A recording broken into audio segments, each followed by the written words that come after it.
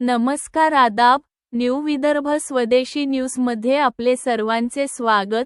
बुलढाणा जिल्हा प्रतिनिधी सय्यद इरफान यांची रिपोर्ट।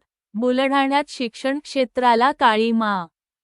81 विद्यार्थ्यांना पालकांच्या संमतीशिवाय मराठी शाळेत प्रवेश, कारवाईची शिफारस। बुलढाणा शहरातील मिर्झानगर परिसरातील माउंट सनाई इंग्लिश स्कूल आणि जनाबाई मराठी प्राथमिक शाळा संदर्भात एक धक्कादायक प्रकार समोर आला आहे। इंग्रजी माध्यमात शिक्षण घेणाऱ्या तब्बल 81 विद्यार्थ्यांना पालकांच्या संमतीशिवाय कागदोपत्री मराठी माध्यमाच्या अनुदानित शाळेत प्रवेश दाखवून शासकीय अनुदान मिळवण्याचा कथित प्रयत्न झाल्याचा आरोप आहे। या प्रकरणामुळे पालकांमध्ये संतापाचे वातावरण निर्माण झाले असून शिक्षण क्षेत्रात मोठी खळबळ उडाली आहे।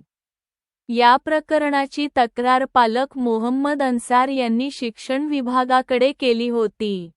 त्यानंतर प्राथमिक शिक्षणाधिकारी विकास पाटील यांनी गटशिक्षणाधिकारी चेतन वाडिले यांच्यामार्फत चौकशीचे आदेश दिले।